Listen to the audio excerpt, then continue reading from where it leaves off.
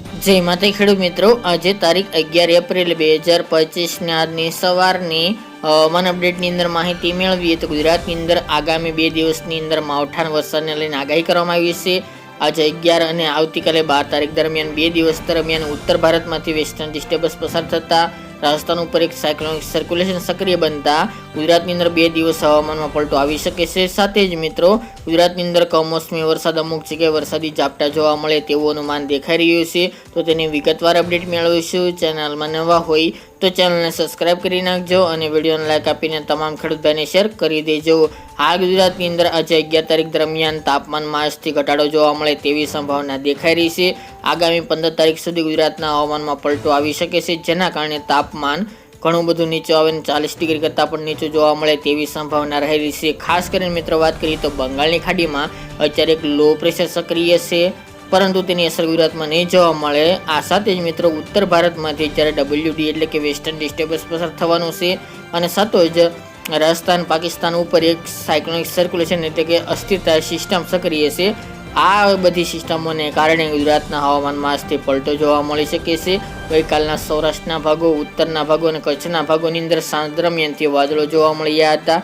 આજે હજુ તેમાં વધારો થાય અને વાદળછાયું વાતાવરણ ઘણા બધા ભાગોની અંદર ગુજરાતના 80% ભાગોની અંદર જોવા મળે તેવી સંભાવના રહેલી છે, જેના કારણે મિત્રો ગુજરાતમાં આજે 11 અને આવતીકાલે 12 એમ 2-3 દિવસ દરમિયાન ગુજરાતની અંદર કમોસમી વરસાદની શક્યતાઓ જોવા મળી શકે છે. આ સિસ્ટમનો ઘેરાવો ખાસ કરીને ઉત્તર ગુજરાત અને કચ્છમાં જોવા મળશે, જેના કારણે ત્યાં વરસાદી ઝાપટા અમુક જગ્યાએ જોવા મળે તેવું અનુમાન રહેલું છે. બાકી મિત્રો હજુ પણ આમાં સિસ્ટમમાં ફેરફાર થશે તો ગુજરાતની અંદર માવઠાની શક્યતા નહિવત પણ ગણી શકાય.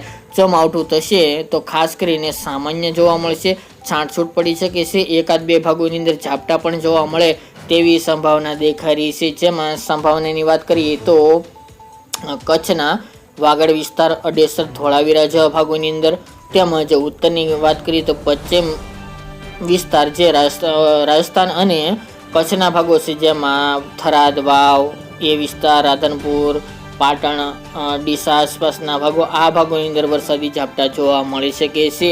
જ્યારે મિત્રો સૌરાષ્ટ્રના પશ્ચિમ સૌરાષ્ટ્ર અને સુરેન્દ્રનગર, મોરબી, રાજકોટ, જુનાગઢ, દ્વારકા, પોરબંદર અને જામનગર આ ભાગોની અંદર માવઠાની સંભાવના રહેલી છે, જેની તમામે ખેડૂત ભાઈ નોંધ લેવી. કોઈ હેવી માવઠું થવાની સંભાવના જણાતી નથી, પરંતુ એટલા ગુજરાતના ભાગોની અંદર હળવાથી સામાન્ય ઝાપટા જોવા મળશે અને છાંટછૂટ પણ પડી જાય તેવી સંભાવના રહેલી છે. મધ્ય પૂર્વના ભાગોની અંદર પણ હવામાનમાં પલટો આવી શકે છે. દક્ષિણ ગુજરાતની અંદર શક્યતા ઓછી જણાઈ રહી છે. બાકી મિત્રો તાપમાન આગામી 5 દિવસ દરમિયાન ઘણું નીચું આવશે, 40 ડિગ્રી કરતાં પણ નીચું તાપમાન મોટા ભાગના ભાગોની અંદર જોવા મળશે. એટલે ગરમીમાંથી આગામી 5 દિવસ દરમિયાન રાહતના સમાચાર જોવા મળી રહ્યા છે. આગામી દિવસની અંદર અપડેટ આપતા રહેશું.